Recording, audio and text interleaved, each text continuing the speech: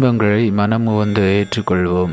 கிறிஸ்து இயேசுவில் அன்புமிக்க சகோதர சகோதரிகளே, இன்று நாம் தாயாம் திருவையோடு இணைந்து பொது காலத்தின் 34ஆம் வாரத்திலே திங்கட்கிழமையிலே ஆண்ட்ரூ துங்லாக் என்ற மறை சாட்சியை நினைவு கூர்ந்து கொண்டாட திரு அவையானது இன்று நமக்கு அழைப்பு விடுக்கின்றது.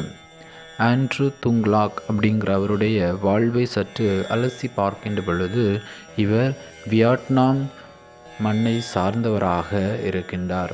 1530ஆம் ஆண்டிலே கிறிஸ்துவ நம்பிக்கையானது வியட்நாம் மண்ணிலே போர்ச்சுகீசிய மறை போதகரால் கொண்டு வரப்பட்டது.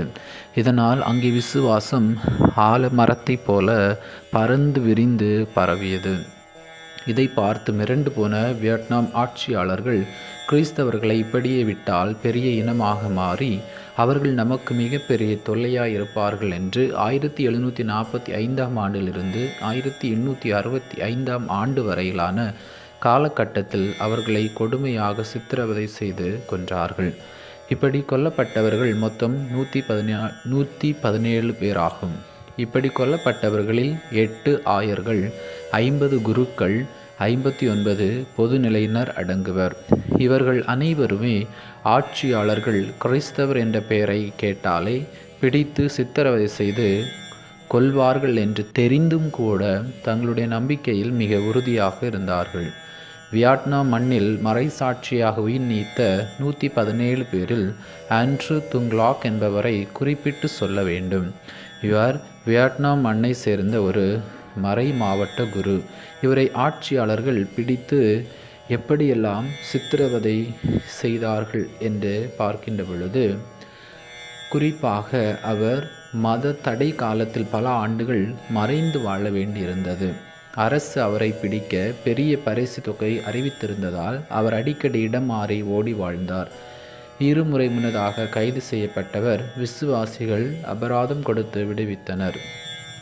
ஆண்ட்ரூ துங்லாக் 3வது முறையாக 1839 நவம்பரில் கைது செய்யப்பட்ட போது அவர் அனுபவித்த முக்கியமான துன்பங்கள் இரும்பு சங்கிலிகள் மட்டும். கைது செய்தவுடன் அவரை கைகளும் கால்களும் கனமான இரும்பு சங்கிலிகளால் கட்டினர்.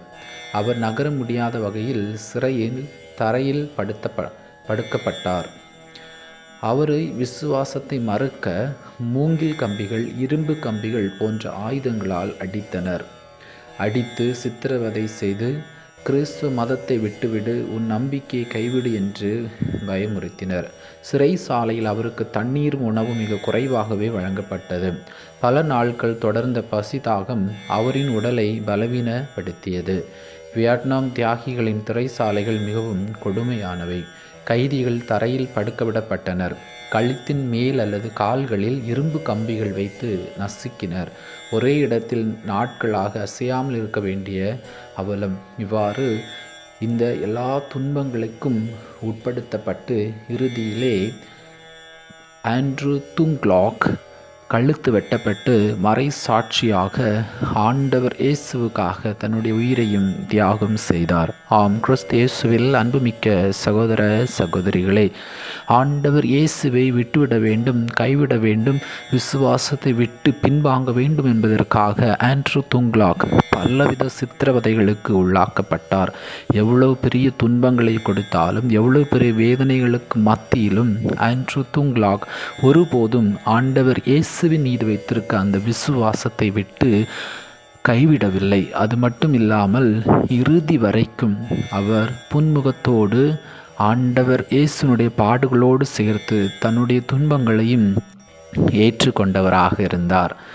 ஆம், கிறிஸ்து இயேசுவில் அன்புமிக்க சகோதர சகோதரிகளே, நம்முடைய அன்றாட வாழ்க்கையில் நாம் சந்திக்கக்கூடிய சவால்கள், போராட்டங்கள், துன்பங்கள், வேதனைகள், கண்ணீர், கவலை, வருத்தம், தாங்க முடியாத வலி, இந்த நேரத்தில் எல்லாம் ஆண்ட்ரூ துங்லாக் போல நாம் நம்முடைய துன்பங்களை, குடும்பங்களில் வரக்கூடிய துன்பங்கள், உடல் நோய்கள், மனநோய்கள், போராட்டங்கள், இழப்புகள், தாங்க முடியாத வலி, வேதனை நேரத்தில் எல்லாம் நாம் கிறிஸ்துவை மறுதலிக்காமல் கிறிஸ்துவை ஏற்றுக்கொண்டு அன்பு செய்து அவருக்காக நம்முடைய வாழ்வையும் பணியையும் செயல்பாடுகளையும் அர்ப்பணிக்கக்கூடிய மனநிலை நமக்குள்ளே இருக்கிறதா என்று சிந்திக்க இன்றைய புனிதருடைய வாழ்வானது நமக்கு அழைப்பு விடுக்கிறது.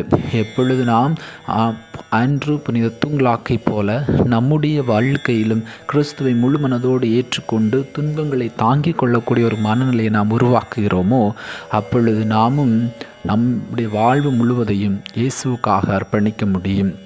எனவே இந்த நாளிலே சிறப்பாக மறைசாட்சியாக இந்த உலகத்திற்காக, நாட்டிற்காக, நம்முடைய சமுதாயத்திற்காக, பிறருடைய வளர்ச்சிக்காக தன் உயிரை தியாகம் செய்த அனைத்து தியாகிகளையும் அனைவரையும் நினைவு கூர்ந்து அவர்கள் அனைவரும் இறைவனுடைய அருளினால் நமக்காக ஜெபிக்கவும் நம்முடைய துன்பங்களை கிறிஸ்துவ விசுவாசத்தில் நமக்கு வரக்கூடிய போராட்ட நேரத்தில் அவர்கள் நமக்கு துணையாக இருந்து நம்மையும் ஆண்டவர் இயேசுனுடைய விசுவாசத்திலே வளரவும் அதன் வழியாக கிறிஸ்துவை இன்னும் அதிகமாக வாழ்வாக்கவும் தேவையான அருள் வேண்டிய நாளிலே நாம் நிறைவு நோக்கி மன்றாடுவோம்.